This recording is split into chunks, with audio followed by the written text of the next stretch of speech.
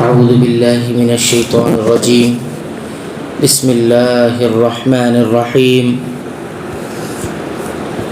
وعلم آدم الأسماء كلها ثم عرضهم على الملائكة فقال أنبئوني بأسماء هؤلاء إن كنتم صادقين. اور اللہ تعالیٰ نے آدم کو تمام نام سکھا کر ان چیزوں کو فرشتوں کے سامنے پیش کیا اور فرمایا اگر تم سچے ہو تو ان چیزوں کے نام بتاؤ. سورہ البقرہ کی آیت نمبر 31 تلاوت کی گئی اور اس کا ترجمہ آپ حضرات کی خدمت میں رکھا گیا. اس آیت کریمہ میں اللہ تعالیٰ نے فرمایا وَعَلَّمَ آدَمَ، اور اس نے آدم کو سکھایا. سکھانے والا کون ہے؟ اللہ تعالیٰ. اللہ تعالیٰ نے آدم کو سکھایا، بتایا.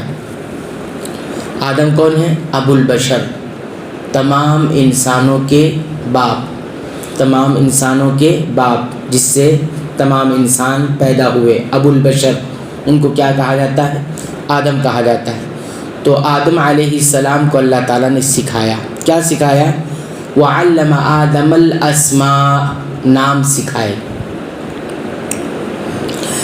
جتنے نام ہو سکتے ہیں چیزوں کے وہ تمام نام اللہ تعالیٰ نے انہیں سکھائے. یہاں سوال یہ پیدا ہوتا ہے، اللہ تعالیٰ نے یہ کہا وَعَلَّمَ آدَمَ الْأَسْمَاءَ كُلَّهَا، تمام کے تمام نام آدم علیہ السلام کو اللہ نے سکھا دیے. تو یہ نام کس چیز کے تھے؟ یا وہ چیزیں تھیں جو وہاں موجود تھی، یا پھر تمام نام جو آنے والی تمام چیزیں جو ہوں گی ان کے نام؟ کیا نام سکھائے؟ تو علماء نے اس سلسلے میں دو باتیں کی ہیں. ایک بات تو یہی کہ یہ ظاہر یہی ہوتا ہے کہ اللہ تعالیٰ نے انہیں وہ ان چیزوں کے نام سکھائے جو وہاں اس وقت موجود تھی. اس کی دلیل کیا ہے؟ کیونکہ اللہ تعالیٰ نے پھر آگے کیا فرمایا؟ ثم عرضهم على الملائکہ، پھر اللہ تعالیٰ نے ان چیزوں کو فرشتوں کے سامنے پیش کیا اور ان سے کہا انبئونی باسماء هؤلاء ان کنتم صادقین، اگر تم سچے ہو تو ان چیزوں کے نام بتاؤ. تو اس سے کیا معلوم ہوا کہ آدم علیہ السلام کو جو نام سکھائے گئے تھے جن چیزوں کی وہ وہاں موجود تھی، کیونکہ اللہ تعالیٰ نے آدم علیہ السلام کو ان چیزوں کے نام کو سکھا کر ان چیزوں کو کہاں پیش کیا؟ فرشتوں کے سامنے پیش کیا. تو معلوم یہ ہوا کہ وہ چیزیں وہاں موجود تھی. تو اس لیے یہ کہا گیا. اور یہ کون سی چیزیں تھیں، یہ نام کیا تھے؟ تو صحیح علم اللہ تعالیٰ کے ہی پاس ہے. کہتے ہیں کہ ما یحتاج الیہ آدم و بنوہ فی ذلک الوقت، اس وقت جس وقت آدم علیہ السلام کو بنایا گیا اور ان کی جو ذریت تھی یعنی ہم سب، جن چیزوں کی انہیں ضرورت تھی ان تمام چیزوں کے نام اللہ تعالیٰ نے انہیں سکھا دیے، یہ بتایا گیا. اس کے بعد پھر اللہ تعالیٰ نے فرمایا ثم عرضهم، پھر اللہ تعالیٰ نے انہیں پیش کیا. انہیں یہی جن چیزوں کے نام اللہ تعالیٰ نے سکھائے تھے کہ انبئونی باسماء هؤلاء ثم عرضهم على الملائکہ، فرشتوں پر پیش کیا اور یہ کہا کہ بتاؤ تم مجھے ان کے نام. ٹھیک ہے. تو فرشتے ان چیزوں کے نام نہیں بتا سکے، نہیں جان سکے، نہیں معلوم تھا انہیں ان چیزوں کے نام نہیں معلوم تھا.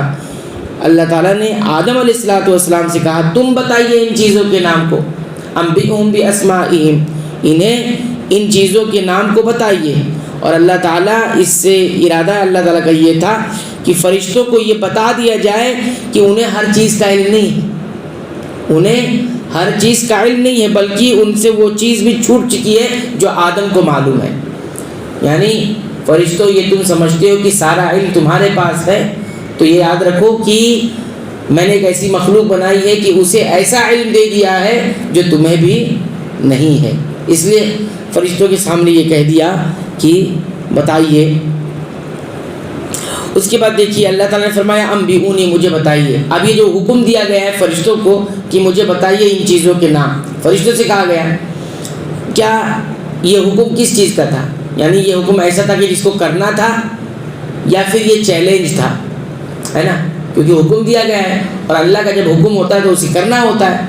تو کیا یہ وہی حکم ہے جس کو کرنا ہے یا پھر یہ چیلنج ہے؟ دیکھیے کوئی چیز، کسی چیز کا جب حکم دیا جاتا ہے، کہا جاتا ہے کرو، تو اس کا ہرگز یہ مطلب نہیں ہوتا کہ کرو، کیا جائے، بلکہ اس کا کبھی کبھی مطلب یہ ہوتا ہے کہ یہ چیلنج ہے، کر کے دکھاؤ۔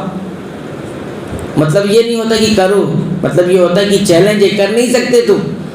تو یہ بتایا جا رہا ہے کہ جب اللہ تعالیٰ نے حکم دیا کہ ان چیزوں کے نام بتاؤ، تو کیا ایسا حکم تھا جس کو فرشتوں کو کرنا تھا، یا پھر یہ کیا تھا؟ چیلنج تھا، چیلنج کے طور پر اللہ نے کہا۔